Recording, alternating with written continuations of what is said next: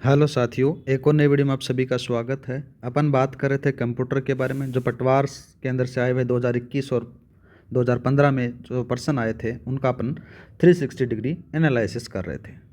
दो भाग अपन कंप्लीट कर चुके हैं, तीसरा ये पार्ट है और चौथा पार्ट के बाद में अपन कंप्लीट देख लेंगे साथियों। तो आज का जो सवाल आता है उसमें से लिखा गया है कि खालिस्तान आपके कंप्यूटर को मेलिशियस सॉफ्टवेयर के विरुद्ध सुरक्षा में सहायता नहीं करता है। कौन सा नहीं करता है? तो याद रखना, इसका जो सही आंसर रहेगा वो ब्राउज़र रहेगा। और ये सारे के सारे क्या करते हैं साथियों, एक एंटीवायरस के रूप में काम करते हैं, जिसमें विंडोज़ फायरवॉल हो गया, विंडोज़ डिफेंडर हो गया, एंटीवायरस सॉफ्टवेयर हो गया। ठीक है, ब्राउज़र क्या होता है ये चीज़ मैं बता चुका हूँ। दोबारा से मैं रिपीट कर देता हूँ कि ब्राउज़र क्या होता है या फिर वेब ब्राउज़र क्या होता है। ये एक सॉफ्टवेयर होता है और ज़्यादा कुछ होता नहीं, जो यूज़र को क्या करता है, वेब पेज, वीडियोज़ और जो भी कुछ कंटेंट रहता है वर्ल्ड वाइड वेब पर www के ऊपर, उससे अंदर कनेक्ट करने के लिए काम में लिया जाता है। नेक्स्ट बात करते हैं साथियों। नेक्स्ट आ जाता है कि रैम कहाँ पर स्थित होती है। नेक्स्ट आ जाता है कि रैम कहाँ पर स्थित होती है। सीधा सा सवाल आ जाता है साथियों, रैम कहाँ पर होगी? ये रैम मदरबोर्ड पर होती है। नेक्स्ट आ जाता है कि एक्सटर्नल ड्राइव क्या होती है। एक्सटर्नल जो कंप्यूटर से बाहर से अपन जो चीज़ें जोड़ते हैं उनको एक्सटर्नल ड्राइव कहा जाता है। एक और आ जाता है साथियों एक्सपेंशन बोर्ड। एक्सपेंशन बोर्ड जिसको कहा जाता है, जो पावर सप्लाई देता है ना, उसको कहा जाता है। इस प्रकार से आपने देखा होगा। नेक्स्ट बात करते हैं। नेक्स्ट आ जाता है कि खालिस्तान यूजर के डेटा या फिर प्रोग्राम को स्टोर करने के लिए प्रत्यक्ष रूप से प्रयुक्त होता है। किसका प्रयोग किया जाता है साथियों? फाइल का प्रयोग किया जाता है। नेक्स्ट बात करें रिसाइकल बिन। रिसाइकल बिन किसको कहा जाता है? जो बिन होता है ना, बिन का मतलब होता है कचरा पात्र या फिर डस्टबिन अपन बोलते हैं ना, तो वो ये कचरा पात्र होता है। इसके अंदर से क्या होता है, जो भी आपने डेटा को डिलीट किया टेम्परेरी रूप से, वो यहाँ पर जाकर स्टोर होता है रिसाइकल बिन के अंदर से। और बात करें फोल्डर के रूप में, तो फोल्डर जैसे अपन अलग अलग जो भी डाटा स्टोर करते हो, एक अलग अलग फोल्डर बनाकर उसको अपन फोल्डर कहते हैं। ठीक है, नेक्स्ट बात करते हैं। नेक्स्ट आता है साथियों, MS वर्ड में अधिकतम जूम प्रतिशत कितना होता है। देखो, MS ऑफिस अपन पढ़ते हैं तो उसके अंदर से एक तो वर्ड आता है, कौन सा आता है? MS वर्ड आता है। फिर एक और बात करें तो एक MS पावर पॉइंट आता है। ठीक है, और एक आ जाता है एक्सेल आ जाता है। इनका जूम परसेंटेज आपसे बहुत बार पूछा जाता है, तो थोड़ा सा याद रखना है आपको। बात करें अपन वर्ड के बारे में, तो वर्ड का कितना होता है? 500% आपको देखने को मिलता है। जो पावर पॉइंट और एक्सेल हैं, इनका 400% आपको देखने को मिलेगा साथियों। कितना मिलेगा? 400%। ये थोड़ा सा याद रखना। तो अपना इस क्वेश्चन के आंसर बात करें तो कितना जाता है? 500% देखने को मिलता है। 200% जूम कोई भी नहीं होता MS ऑफिस के अंदर से। 400 होता है और एक 500 होता है। ठीक है, नेक्स्ट बात करते हैं साथियों। नेक्स्ट आता है साथियों, निम्न में से कौन से वर्ड प्रोसेसर के उदाहरण हैं। तो देखो, वर्ड प्रोसेसर के बारे में बात करें तो माइक्रोसॉफ्ट वर्ड है और एक वर्ड परफेक्ट है। दोनों के दोनों आपके उदाहरण आपको देखने को मिलते हैं, तो ऑप्शन नंबर C आपका सही रहेगा। नेक्स्ट बात करते हैं साथियों। नेक्स्ट आता है कि माइक्रोसॉफ्ट एक्सेल 2007 में एक एकल फाइल या फिर डॉक्यूमेंट को कहते हैं, तो उसको क्या कहा जाता है? वर्कबुक कहा जाता है। दूसरा अपन बात करें तो वर्कशीट किसे कहते हैं? वर्कशीट उसको कहा जाता है, रो और कॉलम का जो कॉम्बिनेशन होता है ना, उसको अपन क्या कहते हैं? वर्कशीट कहते हैं। और उसी को क्या कहा जाता है? सीट भी कहा जाता है। नोटबुक का जो काम आता है ना, ये MS वर्ड में काम आता है। वर्कबुक, वर्कशीट और सीट हैं, ये तीनों की तीनों जो चीज़ें हैं ना साथियों, ये MS एक्सेल में आपको देखने को मिलती हैं। नेक्स्ट आता है साथियों कि निम्न में से कौन सा सिस्टम सॉफ्टवेयर प्रथम तक कंप्यूटर मेमोरी में लोड होता है जब एक कंप्यूटर चालू किया जाता है। तो सरल सा सवाल है, ऑपरेटिंग सिस्टम जाने मैंने पढ़ाया था तो उसमें पहली बार यही बात बताई गई थी। तो इसका जो सही आंसर रहेगा वो ऑपरेटिंग सिस्टम रहेगा। लैंग्वेज ट्रांसलेटर के बारे में बात करें तो एक लैंग्वेज से दूसरी लैंग्वेज में चेंज करने वाला होता है।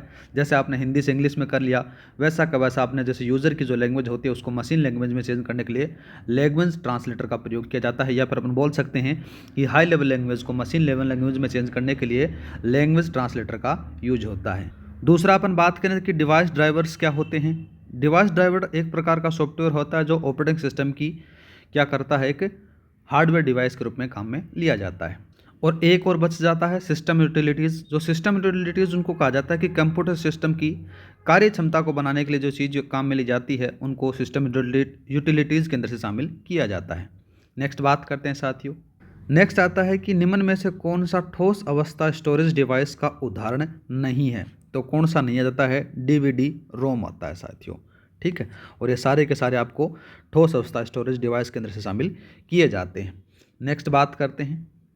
नेक्स्ट आता है कि डिवाइसेस जैसे कि मॉनिटर तथा प्रिंटर जो कि कंप्यूटर से जुड़े हुए होते हैं क्या कहलाते हैं, तो उनको क्या कहा जाता है साथियों, इनको कहा जाता है पेरिफेरल डिवाइसेस।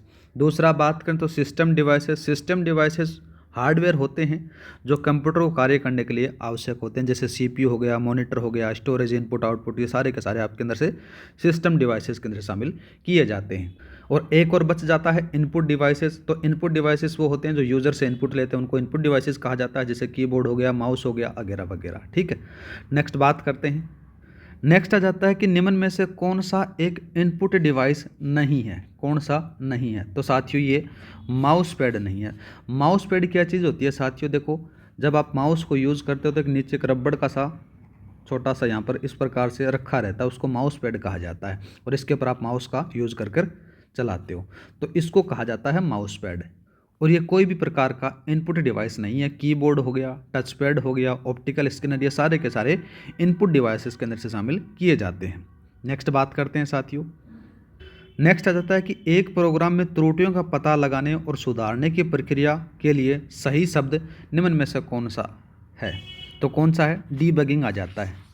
ट्रांसलेटिंग के बारे में बात करें तो ट्रांसलेटिंग यह होता है कि एक लैंग्वेज से दूसरी लैंग्वेज में बदलने का काम करता है।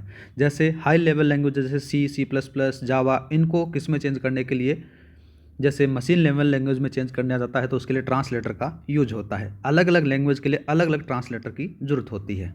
नेक्स्ट बात करें इंटरप्रेटिंग। इंटरप्रेटिंग क्या है, एक ट्रांसलेटर का ही रूप माना जाता है। ये क्या करता है, जो प्रोग्रामिंग लैंग्वेज है ना, जैसे हाई लेवल लैंग्वेज है, उसको अपन ये मशीन लेवल लैंग्वेज में चेंज करने के लिए काम में लेता है, और ये रन टाइम पर काम होता है। कब होता है, रन टाइम पर। ठीक है, इंटरप्रेटिंग वाला, और ये काम करेगा, इसमें से डिफरेंस ये होता है कि ये लाइन टू लाइन काम करेगा, लाइन टू लाइन करेगा। ठीक है, कंपाइलिंग के बारे में बात करें तो रन टाइम पर काम नहीं करता। ये भी एक क्या होता है, ट्रांसलेटर होता है, जो क्या करेगा, प्रोग्रामिंग लैंग्वेज को मशीन लैंग्वेज में चेंज करने के लिए काम में लेता है, और ये जो भी आपका प्रोग्राम है उसको एक साथ ये कंपाइल करता है।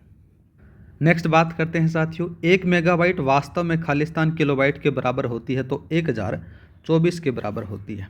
जब अपन FOC पढ़ेंगे ना साथियों, तो ये जो मेमोरी यूनिट वाला है ना, ये टॉपिक से हर बार पटवार में सवाल पूछा जाता है, या फिर जिसके अंदर से कंप्यूटर दिया होता है उसमें मेमोरी यूनिट से सवाल 100% आता है। तो एकदम बढ़िया तरीके से आपको समझा दूंगा, जिससे आपके दिमाग में कभी नहीं निकलेगा। आगे बात करते हैं साथियों। नेक्स्ट आता है कि कौन सा पावर पॉइंट व्यू प्रेजेंटेशन के प्रत्येक स्लाइड को एक थंबनेल के तौर पर डिस्प्ले करता है तथा स्लाइड को पुनः व्यवस्थित करने में उपयोगी है, तो उसको कहा जाता है स्लाइड सॉर्टर कहा जाता है। स्लाइड डिजाइनर के बारे में बात करें पर स्लाइड डिजाइन क्या होता है, ये काम करेगा कि किसी भी प्रेजेंटेशन के अंदर से जो मुख्य बिंदु है ना, उनको बताता है, जिसमें से रंग हो गया, दृश्य हो गई, शैली हो गया, लेआउट होगा, इनका यूज होता है। और बात करें स्लाइड शो के बारे में, तो स्लाइड शो के अंदर से क्या होता है कि किसी भी प्रेजेंटेशन के अंदर से एक बार स्लाइड शो चला जाता है तो एक मूवी की तरह चलता रहता है। स्लाइड मास्टर के बारे में अपन बात करते हैं। स्लाइड मास्टर वो होता है कि एक टेम्पलेट है जो किसी भी प्रस्तुति में सभी स्लाइडों के डिजाइन, लेआउट और स्वरूप को क्या करता है, कंट्रोल करता है। ठीक है, तो अपना जो सही आंसर रहेगा उसको कहेंगे स्लाइड सॉर्टर। नेक्स्ट आता है साथियों कि निम्न में से कौन सा एक पॉइंट एंड ड्रॉ डिवाइस है। सबसे पहले बात करें कि पॉइंट एंड ड्रॉ डिवाइस क्या होती है। पॉइंट और ड्रॉ डिवाइस वो होती हैं जो स्क्रीन या फिर कर्सर या फिर पॉइंटर को नियंत्रित करके चित्र बनाने के लिए इस्तेमाल होती हैं। अब बात करें जैसे माउस हो गया, कौन सा होता है, माउस भी आपका एक पॉइंटर डिवाइस के अंदर से होता है। दूसरा जाता है ट्रैक पैड हो गया। ठीक है, ट्रैक पैड के बाद में टच स्क्रीन हो गई, टच स्क्रीन के बाद में जो ग्राफिक्स टैबलेट हो गया, एस पेन हो गया, जिसको स्टाइलस बोला जाता है, ये सारे के सारे क्या हैं, ये पॉइंट एंड ड्रॉ डिवाइस के अंदर से शामिल किए जाते हैं। तो इस क्वेश्चन के अनुसार अपना जो आंसर होगा वो माउस होगा साथियों। कौन सा होगा, माउस होगा। ठीक है, नेक्स्ट बात करते हैं। नेक्स्ट सवाल आ जाता है कि DTP एक कंप्यूटर संप्रक्षेपण है जिसका सामान्यतः अर्थ क्या होता है, डेस्कटॉप पब्लिशिंग इसको कहा जाता है। और दूसरा अपन बात करें तो डेस्कटॉप प्रोग्रामिंग किसे कहते हैं। डेस्कटॉप प्रोग्रामिंग सॉफ्टवेयर एप्लीकेशन बनाने की प्रक्रिया होती है जो वेब ब्राउज़र अथवा नेटवर्क कनेक्शन पर निर्भर किए बिना सीधे यूज़र को क्या करती है, कंप्यूटर पर या फिर डेस्कटॉप पर चलती है, ये याद रखना। इसी के साथ में अपना जो पार्ट 3 है वो यहाँ पर कंप्लीट हो जाता है। क्लास अच्छी लगी तो लाइक और सब्सक्राइब करना न भूलें। आज के लिए इतना ही। जय हिंद, जय भारत।